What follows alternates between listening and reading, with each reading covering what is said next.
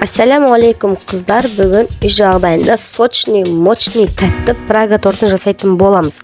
Ең алдымен бізге үлкен болса 4, кіші болса 6 жұмыртқа керекті болады. Осылай жұмыртқаның өзін бірінші араластырып бастаймыз және үзіп шекерді салатын боламыз.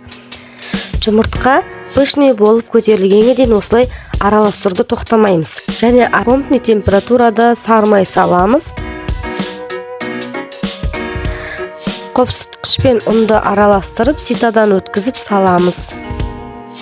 Какаоны да ұнмен араластырып, ситадан өткізіп саламыз.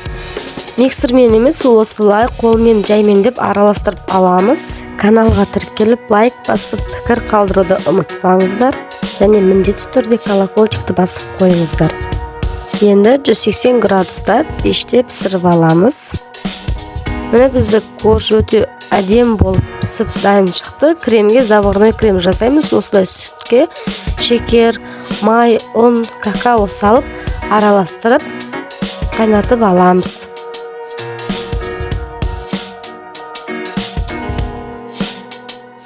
Бізде шоколадный заварной крем дайын болды. Енді оны миксермен араластырып, жұмыртқа саламыз және 10-15 минутқа салқындауын күтеміз. Мен тортты шаймен ішуге дайындадым. Өз қалауыңызша фантазияңызды оятып, әртүрлі бейнеде әсемдесеңіздер болады. Міндетті түрде жасап көріңіздер, өте дәмді, сочный болып шықты.